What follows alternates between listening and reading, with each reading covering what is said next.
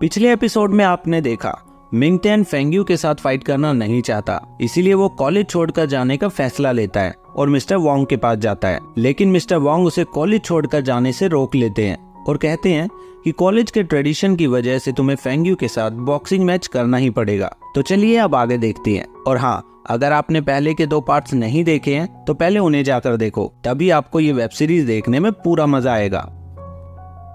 तो हम देखते हैं कि मिस्टर वोंग मिंगटिan को समझाने की पूरी कोशिश करते हैं कि वो फेंग्यू के साथ फाइट कर ले और कॉलेज छोड़कर ना जाए। तो मिंगटिan थोड़ा सोचता है और कहता है, ठीक है, अगर फेंग्यू अपना फैसला नहीं बदलेगी तो मुझे भी अपना फैसला बदलने की कोई जरूरत नहीं है। ये कहकर मिंगटिan वहाँ से जाने लगता है और मिस्टर वोंग उसे एक बार फिर से सोचने के लिए कहते हैं।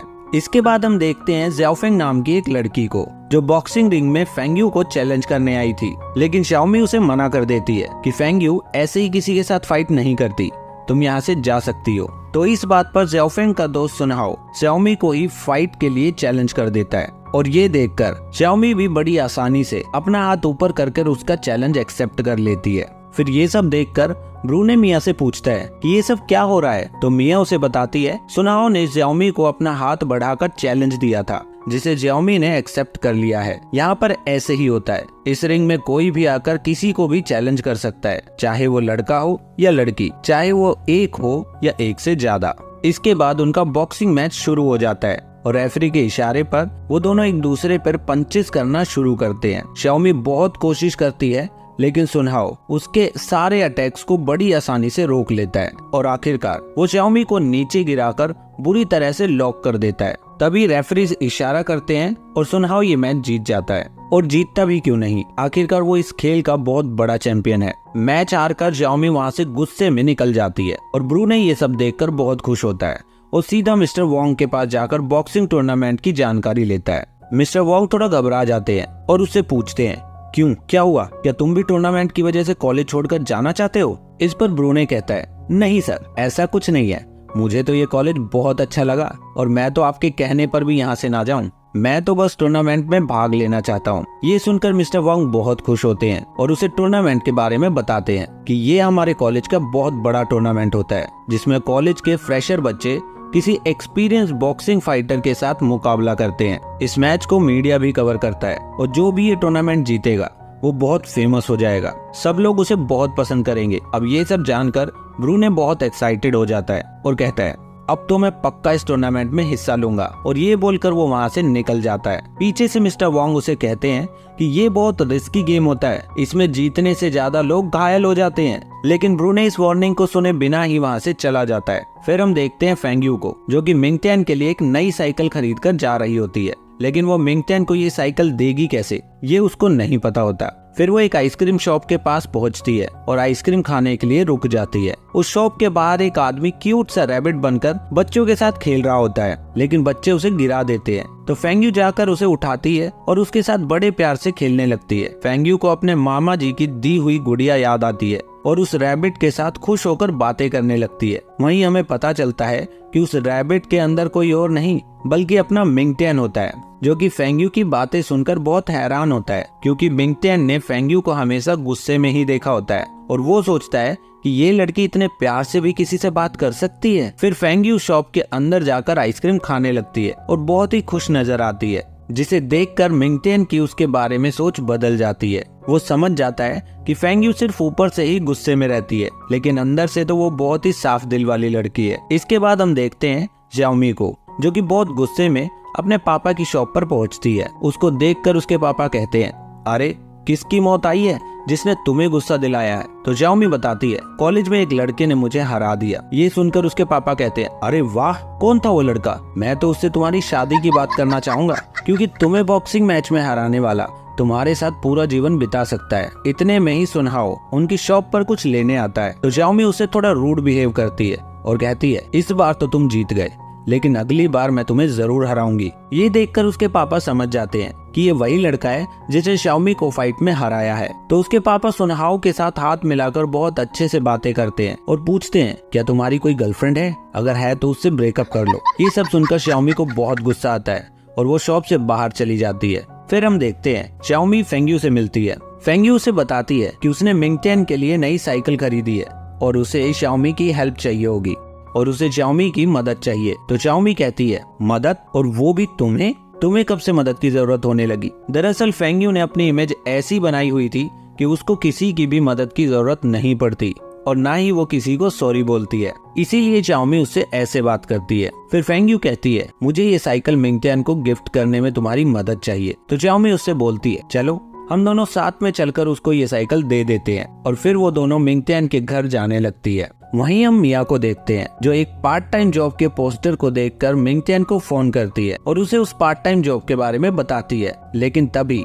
मिंगटियान उसके सामने आता है और कहता है थैंक यू मिया, लेकिन मैं ऑलरेडी यहीं पर काम करता हूँ। दरअसल मिया को मिंगटियान बहुत पसंद है और वो उसे मन ही मन प्यार करती है, इसलिए वो मिंगटियान के साथ ही काम करवाने लगती है और फिर उसके साथ बातें करते करते उसके घर तक पहुंच जाती है। फिर मिंगटियान भी उसे अपने घर एक कप चाय के लिए इनवाइट कर देता है। तभी वो दोनों अपने घर के बाहर फेंग यू और शाओमी को खड़ा देखते हैं। तो मिया उनसे पूछती है तुम दोनों यहाँ क्या कर रही हो। तो शाओमी कहती है क्यों, ये तुम्हारा घर है क्या। तो मिया मिंगटियान से कहती है चलो हम अंदर चलते हैं। तो शाओमी भी फेंग यू को लेकर अंदर जाने लगती है। इतने में मिंगटियान उन्हें रोकता है और कहता है सॉरी गाइस, दरअसल मेरा घर बहुत छोटा है, तुम लोगों को अंदर अच्छा नहीं लगेगा। इतने में ही मिंगटियान के भाई बहन घर से बाहर आते हैं और उसका छोटा भाई फेंग यू का बहुत बड़ा फैन होता है, इसलिए वो फेंग यू को देखकर वहाँ बहुत खुश होता है और वो सब फिर घर के अंदर आ जाते हैं। मिंगटियान के भाई बहन उन तीनों की बहुत अच्छे से खातिरदारी करते हैं। फिर फेंग यू मिंगटियान का घर देखकर समझ जाती है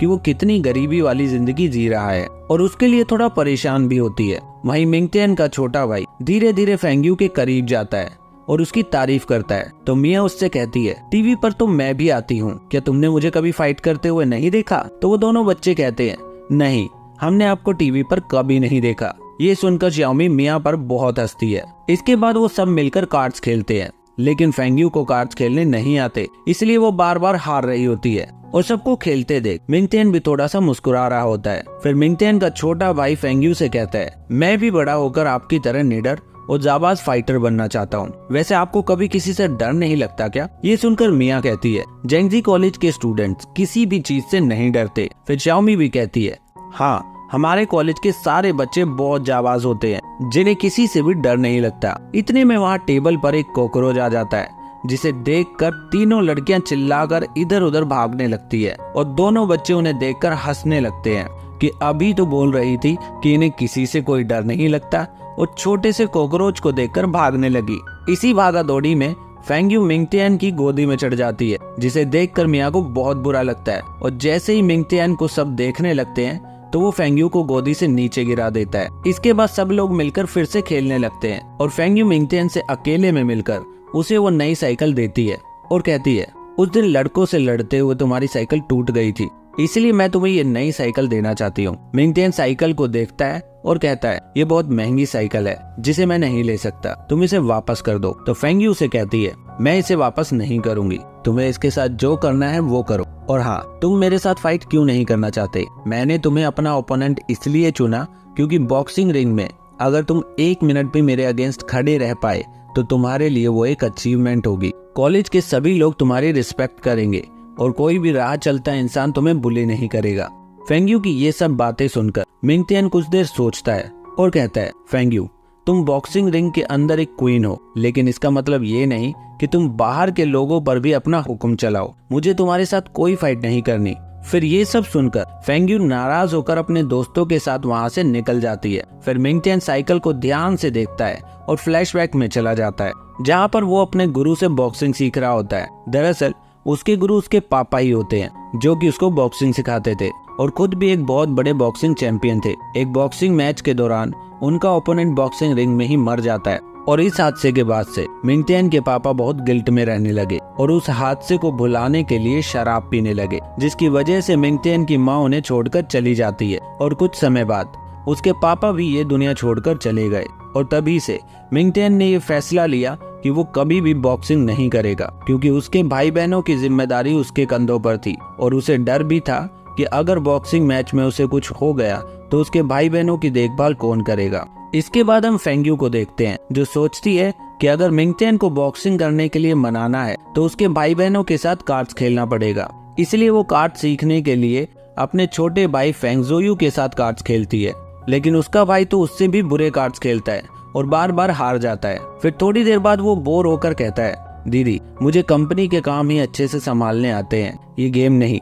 इसके अगले दिन हम देखते हैं कि फेंग्यू और मिंगटियन कॉलेज के प्रिंसिपल के ऑफिस में बैठे होते हैं। अब इससे आगे क्या हुआ, वो दोनों प्रिंसिपल के पास क्यों आए और क्या मिंगटियन फाइट करने के लिए मानेगा या नहीं, ये सब जानने के लिए चैनल को सब्सक्राइब कर लो, क्योंकि जल्दी ही इसका नेक्स्ट एपिसोड लेकर आऊंगा। तब तक के लिए अगर आपने इसका फर्स्ट एपिसोड नहीं देखा है तो वो जरूर देखना, और आपको ये वेब सीरीज और मेरी एक्सप्लेनेशन कैसी लगी ये कमेंट करके जरूर बताना।